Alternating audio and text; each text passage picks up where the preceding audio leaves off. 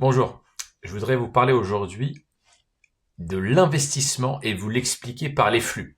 C'est une nouvelle manière de présenter la chose et je pense que ça va vous parler. Donc, ce que je veux vous montrer ici, c'est que, en fait, l'investissement, ça doit aller de pair avec votre business et j'ai mis, on va dire, les trois principaux actifs à disposition d'un entrepreneur. Votre business, qui reste le cœur du réacteur, c'est vraiment la chose sur laquelle on va bâtir notre fortune, on l'espère. L'immobilier et la bourse, en bourse, titres financiers, produits financiers, prise de participation, on s'en fout. D'accord? Donc ça, c'est les trois actifs qui fonctionnent ensemble. En fait, l'erreur, c'est de les séparer. Je vais vous expliquer chacun des actifs et je vais commencer par le plus important, qui est votre business. Avant ça, vous voyez le schéma ici, c'est une boule de neige. Donc, pour comprendre, on investit, donc on a un business, donc vous êtes freelance, d'accord? Vous avez des compétences, etc. Vous réinvestissez dans votre business, vous faites croître. Ici, j'ai pris l'exemple de quelqu'un qui fait 130 000 euros par an, freelance basique. Vous investissez dans l'immobilier, vous investissez en bourse, vous créez des revenus, d'accord? Ces revenus, donc évidemment ensuite, il y a des dépenses qui viennent en déduction de vos revenus, c'est normal, impôts, salaires, frais. Bon, d'où l'importance de maîtriser sa fiscalité, parce que si on paye moins 50 en impôts, déjà il ne nous reste pas grand-chose. Donc là, nous on arrive évidemment à limiter la friction fiscale à 25%, donc il en reste plus pour le salaire et les frais de fonctionnement. Et en fait, ce qui est très important, c'est que ce flux ne doit jamais s'arrêter. Il peut ralentir s'il y a des problèmes, et on va le voir, mais le flux ne doit jamais s'arrêter. Et ils fonctionnent ensemble. Le plus important, c'est que rapidement, j'ai mon actif business, j'ai mon actif immobilier, j'ai mon actif bourse, les trois ensemble assez puissants. Et après, c'est une boule de neige. Vous voyez, il y a des revenus supplémentaires ici qui sont créés, qui repartent dans les investissements et qui font boule de neige. Donc, vous voyez, là, c'est le départ, l'année 0. Ensuite, on est en année N plus 1. L'année 0, on avait 60 000. L'année N plus 1, on a 80 000, etc., etc. Je vais vous expliquer tout ça. Et surtout, le plus important, c'est qu'on n'est pas des kamikazes. On met de l'argent de côté. On se crée une épargne de précaution. Alors, le top, ça serait d'avoir un an. On peut mettre entre 6 mois et un an d'avance. Si vous êtes un peu parano comme moi, un an, c'est très très bien. J'ai mis un exemple, coût de la vie, 50 000 euros par an. J'ai mis 50 000 euros de côté. Je suis tranquille. Si je fais rien pendant un an, tous mes frais sont payés. D'accord? Évidemment, l'idée, c'est pas de rien faire. Vous l'avez bien compris. Secondo, moi, j'aime bien pour l'épargne de précaution ne pas avoir que de l'euro. C'est bien aussi, selon moi, de diversifier, d'avoir de l'or et de l'argent métaux précieux. D'accord? Peut-être à 20-30% de métaux précieux. Vu l'inflation, c'est peut-être mieux. Donc maintenant, on revient ici. Comment je considère mes trois actifs? Le plus important, c'est le business. Votre business, donc oui, c'est un business. Être freelance, être consultant indépendant, il faut le voir comme un business. Ce business, devinez quoi? Comme n'importe quel business dans le monde. C'est fondamental de comprendre ça. Je vous jure que tous les jours, je croise des freelances qui ne l'ont pas compris. Comme n'importe quel business dans le monde, quand on est freelance, on se doit de réinvestir pour ses compétences, pour son réseau, pour son marketing, son image, pour avoir des nouveaux clients, pour rester dans la tendance, pour se diversifier. Vous n'avez pas le choix. Aucun business dans le monde, on peut juste facturer, rester le même pendant des années et ne pas avoir de problème. Donc regardez bien, tous les gens qui vous disent oui, le marché il est difficile, ils ont fait quoi ces dernières années? Regardez leur profil LinkedIn, regardez leurs compétences. Ils ne bougent pas, ils ne font que encaisser. La vie, ça fonctionne pas comme ça. D'accord? Donc moi, je considère qu'il faut mettre au moins 10% de votre chiffre d'affaires. Je sais que pour certains qui font 200 000, 250 000, 300 000, ça peut être beaucoup. Mais je pense que 10% de votre chiffre d'affaires en réinvestissant pour diversifier, améliorer, à vous de voir, pour rester dans la tendance, pour faire une nouvelle certif, pour lancer un nouveau projet, à vous de trouver. Mais il faut rester dans le coup. Le but d'une entreprise, c'est de savoir comment investir pour créer de la croissance. Si vous avez tout le temps le même CA, ou si vous êtes là juste pour ne pas bouger, vous allez avoir des problèmes. Évidemment que le marché il y a toujours plus de concurrence. Évidemment, c'est normal. C'est tout à fait normal. Mais celui qui réinvestit, croyez-moi, moi je le vois avec mes clients, les freelances qui réinvestissent, qui ont des compétences qui sont à jour, qui ont du réseau. Le réseau où les gens sont intéressants, ça coûte de l'argent. C'est normal. C'est comme ça que le monde fonctionne. Tout ce qui est tous comment dire, les prestataires qui peuvent vous aider, qui sont bons, ils coûtent de l'argent. C'est comme ça. La photo de LinkedIn, je le fais faire par un photographe. Ma bannière, c'est fait par un graphiste. Je me fais accompagner sur du marketing. X, Y. C'est comme ça que ça fonctionne. Et l'année d'après, tiens, j'ai négligé peut-être ce côté-là. Je vais investir sur, voilà, je sais pas faire d'apport d'affaires. Tiens, je fais une formation d'apport d'affaires ou je rencontre des gens qui font de l'apport d'affaires ou je rentre dans un réseau où il y en a. Je me débrouille. J'avance année après année, je dois progresser. Si vous avez cet état d'esprit, je peux vous dire que vous allez battre 95% des freelances qui sont sur le marché. C'est la bonne nouvelle, hein. Ils sont pas difficiles à battre. La plupart sont des amateurs. Ils ne veulent que encaisser. C'est pour ça que vous avez celui qui est bon, celui qui comprend que c'est un business, celui qui réinvestit de manière correcte.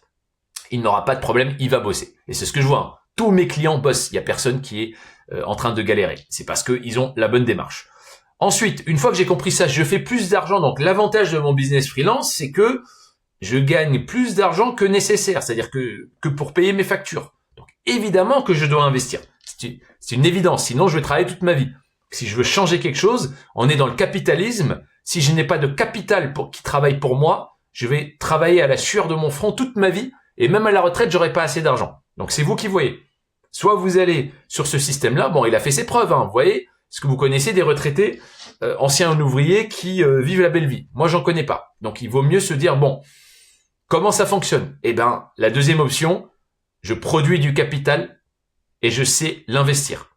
Ce capital va produire des revenus, vous voyez ici, ok, c'est écrit en gros. Ces investissements vont créer du revenu qui vont eux-mêmes me permettre de réinvestir boule de neige au fil du temps, boum, boum, boum, ça grossit. Vous avez compris le truc. Donc, par exemple, l'immobilier, je peux acheter des immeubles, je peux acheter des studios, je peux acheter des parts de SCPI. On s'en fout, je le fais bien, évidemment. Là, je rentre pas dans les détails, comment acheter, comment faire de l'immobilier. Ça peut être sujet d'autres vidéos ou d'autres, voilà. L'immobilier, c'est un sujet sérieux, il faut prendre le temps de se former, etc. Mais mon business me permet d'être ambitieux dans l'immobilier, surtout si je suis capable de faire un montage type holding où je peux réutiliser l'argent de mon business pour investir directement dans l'immobilier. Ça, c'est super intéressant. C'est comme ça qu'il faut faire en France. Je rentre pas dans les détails aujourd'hui de la fiscalité, mais il faut pas sortir l'argent et payer 40 ou 50%. On a déjà perdu. La bourse, c'est exactement pareil. Je vais utiliser mon entreprise pour investir directement. En actions, en ETF, en crypto, ce que vous voulez. Et je vais produire du revenu. Ok? Une fois que j'ai ce revenu qui est produit, par ces trois piliers qui fonctionnent encore une fois ensemble, il faut pas arrêter un pilier et le laisser tout seul. La plupart des gens, ils vont faire un business, ensuite ils vont investir un peu dans l'immobilier, on va perdre trop de temps. Oui, alors si vous démarrez à zéro, c'est peut-être compliqué, on va pas tout faire en même temps. Mais vous avez déjà votre business, ça c'est le cas pour tout le monde. Ensuite, vous commencez sur... Ce qui est bien avec l'immobilier, c'est qu'on n'est pas en train de faire 15 opérations par an. On n'est pas des promoteurs. Prenez un immeuble, d'accord, un petit immeuble de rapport avec 2-3 lots. Vous commencez par ça. Et la bourse, c'est très facile. C'est quelque chose ça prend 10 minutes par mois pour investir en bourse, une fois qu'on a la bonne stratégie. D'accord? Donc, essayez vraiment de l'imaginer comme un flux, un fleuve qui va ensemble. Il va créer des revenus. Les revenus, la majorité, il faut les réinvestir. D'accord? Donc là, j'ai fait un exemple où la première année, peut-être, on va mettre un peu plus de côté parce qu'on n'a pas encore notre épargne de précaution de 50 000 et le reste, on va le mettre ici, on va le réinvestir. Qu'est-ce qui va se passer en année 2? Enfin, en année 1, du coup, parce que là, c'est l'année 0. En année 1, j'ai acheté, on va dire que j'ai acheté ici un appartement à 200 000 euros. D'accord? Donc, il va créer 6 000 euros de revenus nets par an. Mon business, je l'ai amélioré. Aujourd'hui, il me procure 80 000 euros de bénéfices. C'est-à-dire, il reste 80 000 euros après avoir pris mon salaire, mes charges de fonctionnement, etc. Parce que je suis passé... Donc, si j'investis dans mon business, à un bout d'un moment, il grossit. Donc là, je suis passé de 130 000 à 150 000 euros, ce qui est largement faisable. Hein. Quand on est un freelance qui est compétent, c'est largement faisable. Donc j'ai 150 000, j'ai 80 000 euros par an qui me reste après impôts et salaire. Et la bourse, ça me fait 4 000 euros par an par rapport à un portefeuille que j'ai lancé à 50 000 euros. D'accord? Donc ça produit 80 000 euros par an. En plus, ces 3 lignes, puisque j'ai augmenté un peu aussi mes revenus, j'essaye vraiment de vous garder quelque chose de réaliste. Donc j'ai rajouté 10 000 euros ici, parce que je suis quelqu'un de conservateur. Hein. Très bien qu'en France, on est très conservateur. Je vous ai fait le modèle vraiment conservateur, d'accord? Celui qui ne veut pas prendre beaucoup de risques. Donc je rajoute 10 000 euros pour monter à 60 000 euros d'épargne de précaution. On sait jamais. J'ai augmenté aussi un peu le coût de la vie. Ah non, j'ai laissé le même, pardon, c'est après. Donc là, je suis resté à un coût de la vie de 70 000 euros entre impôts et salaire. Évidemment, je maîtrise, attention. Dans cet exemple, je suis pas à 50% ou 45% d'imposition. J'ai une imposition qui est évidemment maîtrisée. J'ai fait de l'optimisation fiscale, sinon je m'en sors pas. Donc c'est un exemple réel avec optimisation fiscale. Et donc là, j'ai plus 80 000 euros. Ok, donc je remets au pot. Qu'est-ce qui se passe en année plus 2? Donc j'ai rajouté, on va dire un petit immeuble de rapport à 300 000. Donc je suis passé l'année N+1, j'ai acheté un appartement à 200 000. L'année N+2, j'ai acheté un petit immeuble à 300 000 euros. J'ai toujours 150 000 euros dans mon activité.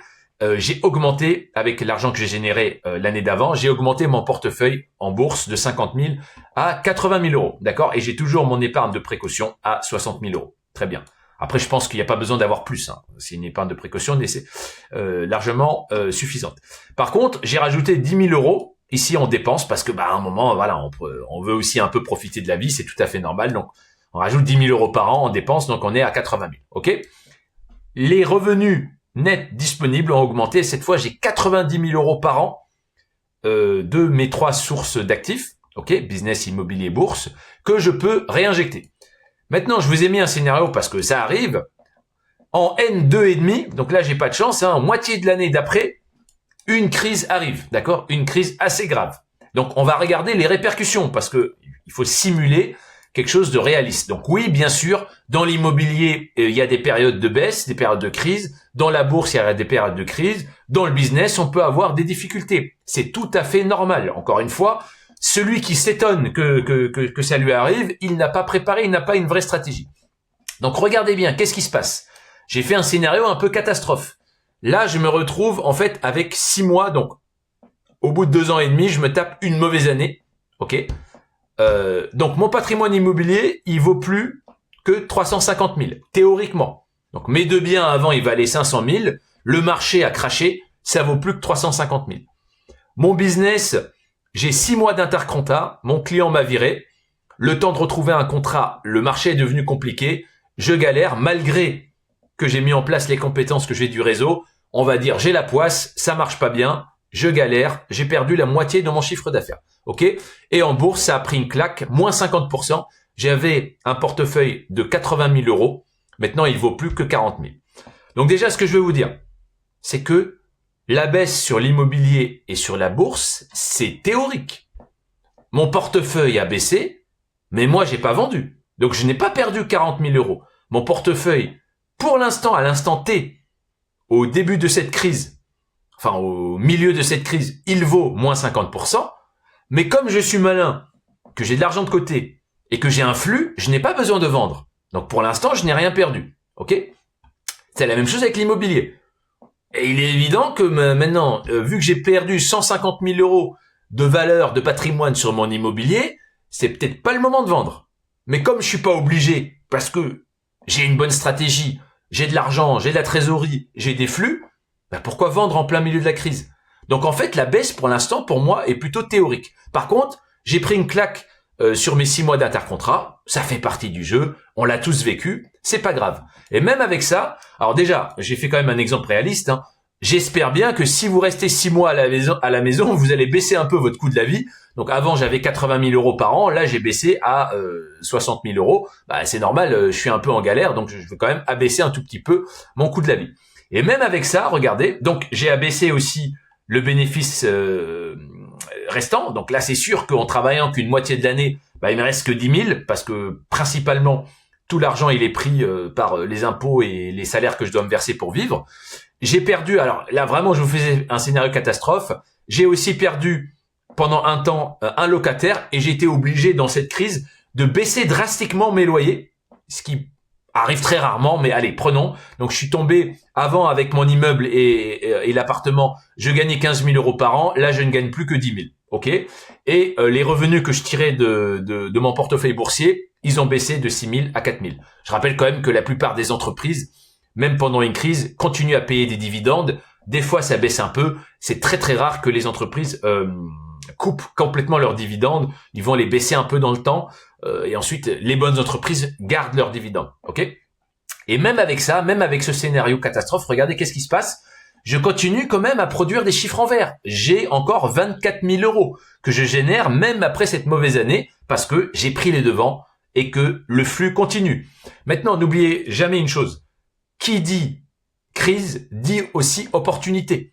Donc là, selon l'argent que j'ai de côté, selon ma capacité aussi à avoir du financement immobilier, je peux très bien, du financement par la banque, je peux très bien revenir sur le marché immobilier et dire, bah attendez, là c'est la crise, il y a peut-être des biens qui sont massacrés, il y a peut-être des gens qui sont pris à la gorge, il y a peut-être des gens qui sont moins organisés que moi dans leur gestion trésorerie, je peux vous dire qu'il y en a beaucoup, et donc il y a des belles affaires à faire. Ok. Pareil en bourse, là j'ai 24 000 euros, où est-ce que je les remets? Parce que comme je suis quelqu'un de prévoyant et que ça fait des années que j'investis, j'ai préparé, comme je vous ai dit déjà, une liste d'actions. Là, j'ai vu que telle action qui m'intéressait, ils sont disponibles à moins 30, moins 40, moins 50%. J'analyse un peu le business model de cette entreprise et je trouve que elle a chuté dans le marché parce que le marché chute, mais finalement, elle continue à faire du bénéfice. Donc c'est peut-être le moment de réinvestir. Ok. Donc fatalement, qu'est-ce qui va se passer? Je vais remettre de l'argent. La bourse, au bout d'un moment, va bien remonter. Mais moi, j'ai acheté en bas puisque je continue à alimenter. Moi, je suis sur un modèle plutôt mensuel pour ne pas me faire attraper par des crises. C'est-à-dire que tous les mois, je mets un budget et j'investis en bourse. Ce qui fait, le fameux DCA, vous le connaissez, ce qui permet de lisser et que, de toute manière, on va pas chercher un momentum ou un moment parfait, mais on réserve du cash pour les périodes de crise et les entreprises qui nous intéressent, on va pouvoir les acheter à un prix réduit à ce moment-là. Donc, faut surtout pas s'arrêter. Le principe du flux, c'est que ça doit continuer, d'accord? Donc après, la crise dure, je ne sais quoi, quelques années, ok? Vous faites le dos rond. Comme vous avez investi, vous retrouvez une mission parce que de toute manière, l'économie va continuer à tourner un minimum. Comme vous êtes investi, vous avez des compétences, vous avez du bon réseau, vous pourrez battre toujours 90% des gens. Donc s'il reste un peu de boulot, ça sera pour vous, ok? L'immobilier, les gens ils vont continuer, même s'il faut baisser un peu les loyers, ils vont continuer à se loger. La bourse, les entreprises vont continuer à faire un minimum de bénéfices. On continue à encaisser. Et ensuite, quand la mauvaise vague est passée, tous les investissements qu'on a fait pendant les 1-2 ans de crise vont remonter et vont nous permettre de même souvent gagner de l'argent par rapport au portefeuille initial. Donc, morale de l'histoire, celui qui est en action, celui qui a des flux, qui travaille déjà, sortira renforcé d'une crise ou sera au minimum beaucoup mieux préparé que le mec qui va se retrouver ici, qui nous raconte qu'il a qu'un business. D'ailleurs, c'est dommage, il est tellement radin qu'il réinvestit jamais rien. Évidemment, qu'est-ce qu'il va faire quand il y a une crise? Il va en faire moins encore que d'habitude. C'est-à-dire, il va juste attendre. Il va être impacté. Il va aller taper dans sa trésorerie. Et au bout de 2-3 années de crise, il va recommencer à zéro. Il a 40 ans, il a 45 ans. Il a mis 100 000 euros de côté depuis 10 ans qu'il est freelance. Il va aller taper dans ses 100 000 euros parce que ça va être 3-4 années très compliquées pour lui. Il a aucune autre source de revenus. Et il veut nous expliquer que celui qui investit prend des risques et celui qui n'investit pas est à l'abri.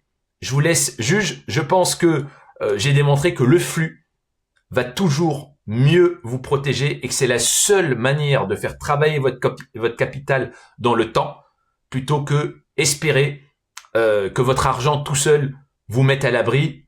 J'ai même pas mis les scénarios d'inflation, de perte de la valeur de l'euro, etc. En fait, l'inflation, pourquoi c'est super important? Parce qu'en tant qu'investisseur, l'inflation fait monter les biens immobiliers, fait monter les actions en bourse de manière mécanique. Si tous les prix augmentent, l'investisseur est gagnant. Le perdant, c'est celui qui a tout en euros qui perd sa valeur, qui a peur, qui reste dans son coin, et il sera frappé, qu'il le veuille ou non, par toutes les crises, tous les retournements de marché. Donc, maîtrisez vos flux et passez à l'action rapidement.